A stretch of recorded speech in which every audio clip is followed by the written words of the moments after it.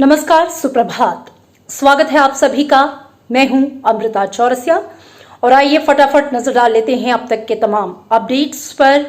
प्रधानमंत्री नरेंद्र मोदी ने कोविड-19 से निपटने में दृढ़ संकल्प, उत्प्रेरण और जागरूकता के महत्व पर जोर दिया। केंद्रीय मंत्रियों से बातचीत के दौरान प्रधानमंत्री ने कहा कि वो राज्य और जिला प्रशासन से संपर्क को बनाए रखें। प्रधानमंत्री ने संबंधित मंत्रालयों से कहा है कि वो ये सुनिश्चित करें कि गरीब कल्याण योजना का लाभ लाभार्थियों तक सही तरीके से पहुंचे। आरोग्य सेतु ऐप को ग्रामीण क्षेत्रों और निचले तबकों के बीच लोकप्रिय बनाने और किसानों को मंडियों से जोड़ने के लिए ऐप आधारित कैब सेवा की तर्ज पर ट्रक एग्रीगेटर्स के इस्तेमाल की भी उन्होंने बात कही। प्रधानमंत्री ने कहा कि किसानों का कल्याण बहुत महत्वपूर्ण है। सरकार फसल कटाई के इस मौसम में किसानों की हर संभव मदद करने के लिए प्रतिबद्ध है। मंत्रियों ने #9PM 9 मिनट पहल की सराहना करते हुए कहा कि देश के हर कोने में लोगों ने एकजुटता के साथ इसमें हिस्सा लिया। इधर केंद्रीय मंत्रिमंडल ने एक महत्वपूर्ण निर्णय लेते हुए सांसदों के वेतन भत्ते और पेंशन अधिनियम 1954 में संशोधन के लिए अध्यादेश को मंजूरी दे दी है। प्रधानमंत्री ने वीडियो कॉन्फ्रेंसिंग के जरिए इस बैठक की अध्यक्षता की है।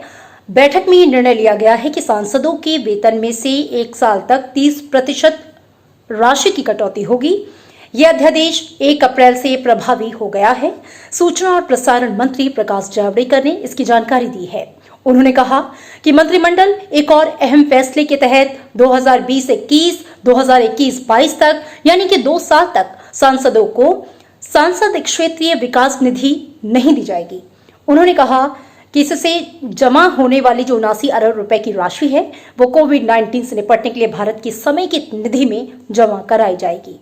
वहीं राष्ट्रपति, उपराष्ट्रपति और राज्यपालों ने भी सामाजिक उत्तरदायित्व के तहत स्वैच्छिक रूप से 1 साल तक 30% वेतन कम लेने का फैसला लिया है। प्रधानमंत्री नरेंद्र मोदी ने कहा है कि भारत उन देशों में है जिसने कोविड-19 की गंभीरता को समय रहते भांप लिया और तुरंत एहतियाती कदम उठाए। आज भारतीय जनता पार्टी के 40वें स्थापना दिवस पर पार्टी कार्यकर्ताओं को वीडियो कॉन्फ्रेंसिंग के जरिए संबोधित करते हुए उन्होंने कहा कि भारत ने दुनिया के सामने महामारी से निपटने का एक नया उदाहरण प्रस्तुत किया है।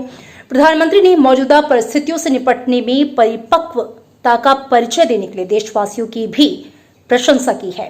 प्रधानमंत्री ने कहा कि शुरू से ही राष्ट्र प्रथम भारतीय जनता पार्टी का मंत्र रहा है। उन्होंने कार्यकर्ताओं से अपील की है कि वो गरीबों को राशन और 5 से 6 लोगों को मास्क उपलब्ध कराने का अभियान जो है वो जारी रखें। उन्होंने कहा कि वायरस संक्रमण से जागरूकता के लिए लोगों को आरोग्य सेतु ऐप का इस्तेमाल करने को कहें। कार्यकर्ता पीएम केयर्स कोष में दान दें, साथ ही 40 लोगों को भी ऐसा करने के लिए प्रेरित करें।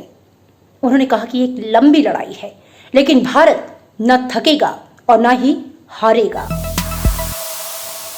और देश की बात करें तो पिछले 24 घंटों के दौरान कोविड-19 संक्रमण के 693 नए मामले सामने आए हैं, जिससे देश में संक्रमित लोगों की जो संख्या है वो 4000 के पार हो गई है। हालांकि 292 मरीज ऐसे हैं जो कि ठीक हुए हैं, स्वस्थ हुए हैं, अपने घरों को वापस लौटे हैं। लेकिन कोरोना संक्रमण से देश में अब तक 109 लोगों की जान भी गई है। देश भर में कोविड-19 से 274 जिले प्रभावित हैं। भारतीय आयुर्विज्ञान अनुसंधान परिषद ने चेतावनी दी है कि सार्वजनिक स्थलों में थूकने से कोविड-19 के संक्रमण का जो खतरा है वो बढ़ सकता है। लोगों से यह अनुरोध है कि वे तंबाकू उत्पादों का सेवन ना करें, सार्वजनिक स्थानों पर ना थूकें। केंद्र ने कोविड-19 महामारी के प्रबंधन के लिए राज्यों को राष्ट्रीय स्वास्थ्य मिशन निधि के तहत अतिरिक्त 3000 करोड़ रुपए जारी किए हैं। देश भर में अब तक करीब 17 लाख मीट्रिक टन अनाज का परिवहन भी किया गया है। दुनिया की अगर बात करें तो दुनिया के लिए एक प्रकोप बन चुका कोरोना वायरस और इसके संक्रमण से मरने वालों की जो तादाद है वो 70,000 को पार कर गई है। सबसे अधिक मौत जो है वो यूरोप में हुई है। यूरोप में अभी तक 6,86,000 से ज्यादा लोग कोरोना वायरस से संक्रमित हैं। विश्व स्वास्थ्य संगठन की माने तो यूरोप में 50,000 से ज्यादा मौतें जो हैं वो कोरोना संक्रमण से हुई हैं। स्पेन में 13,000 से ज्यादा जाने गई हैं। इटली में 17,000 से ज्यादा मौतें हुई हैं। अमेरिका में 9,000 से ज्यादा लोग जो हैं इस वायरस की चपेट में आके अपने जान से हाथ धो बैठे हैं। जबकि वहां पर 3,37,000 से ज्यादा लोग संक्रमित हैं। फ्रांस में कोविड-19 से 8,000 से ज्यादा लोगों की मौत हुई है और ब्रिटेन में संक्रमण से अभी तक 4,000 से ज्यादा लोगों की मौत हो चुकी है। आंकड़ा करीब 5,000 को पहुंचने को है। तो कुल मिला के पूरी दुनिया को इस वायरस ने अपने गिरफ्त में ले लिया है। लेकिन पैनिक होने की और घबराने की जरूरत नहीं है। जरूरत है तो बस सावधानी बरतने की, सामूहिक एकजुटता बनाए रखने की, और वो हम कर सकते हैं अलग अलग रहकर, यानी कि लॉकडाउन का पालन करके, सरकार के दिशा निर्देशों का पालन करके। तो रखिए अपना ख्याल, दीजिए मुझे इजाजत। मिलेंगे अगले अपडेट्स में। फिलहाल नमस्कार।